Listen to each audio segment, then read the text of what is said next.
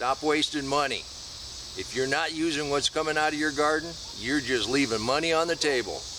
I had 2 conversations this week that were kind of disturbing. One accused me of buying frozen food at the grocery store. We don't. I was talking about the frozen food that we put up. I was also asked if we eat everything that comes out of the garden. They were just amazed.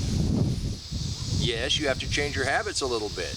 But whatever you plant in the garden, and this is why I say plant what you like to eat, then plan to eat what you grow. And if you can't eat everything that you're growing, share it with the neighbors or your friends. But don't let it just go to waste. And I didn't know I liked hot peppers, but I ate one of these the other night, and it didn't light me up. Now, if I bit into it right now, I'm sure it would. But when I mixed it with some food, it was wonderful. And this is why I've been saying the hardest work you're ever going to do in a deep mulch garden is harvest. But that's because we don't want anything to go to waste. Yes, some things get really ripe and they fall. You can't help that.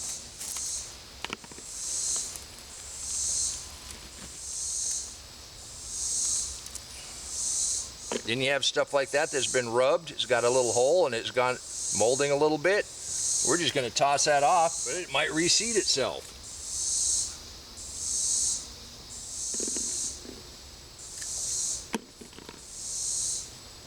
No, I'm not going to eat a Reaper, but this is a ghost pepper. Oh, I think they're wonderful.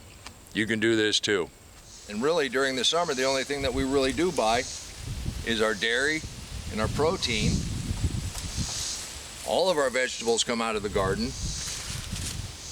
We supply quite a few of our friends and neighbors, but we also put up a lot. And you can freeze things, which is pretty easy. And a lot of the produce you get out of the garden, you can pickle in a hot water bath. Or you can day pickle it, where you're just going to put it in a brine and store it in the refrigerator for a couple weeks. We do that and we eat a lot. Peppers, tomatoes, cucumbers. It's a really good way to extend those. And if you come out to your garden daily, where it looks like a lot of these are ripe, a lot of these can grow a little bit more. But if we take the ripe ones off, that allows those to grow. And you're not overwhelmed with what you're bringing in. Even our cucumbers that have seen better days produced a lot of cucumbers for us, and we still have several on here. And I just don't know what the point is if you're not going to eat it.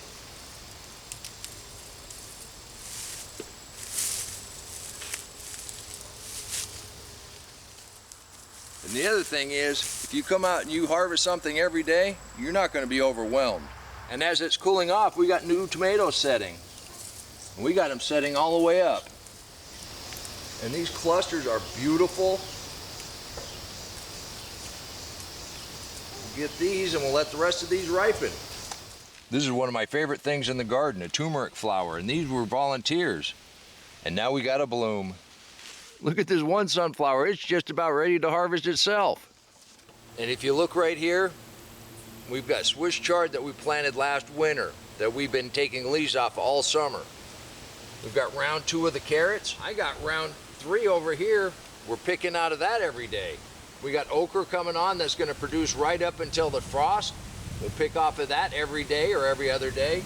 Corn coming in. All of this has a plan to be eaten. Otherwise, I wouldn't be messing with it. And you know the watermelons we took just the other day?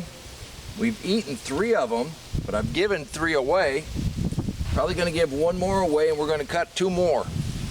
And if I knew a way to preserve watermelons except making wine, I'd definitely do that. But it's nice to share.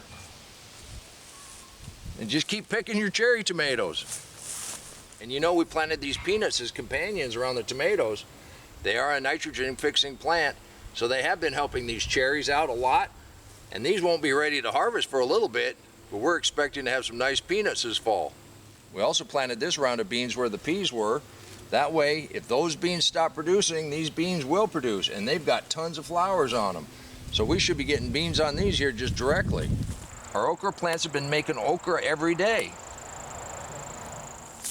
And this one's been making a couple every day. And it looks like it's going to start producing even better. Even in our little chaos garden, I got beets and carrots down there and beans, but our corn's doing well. You know, we succession planted corn strictly for this reason.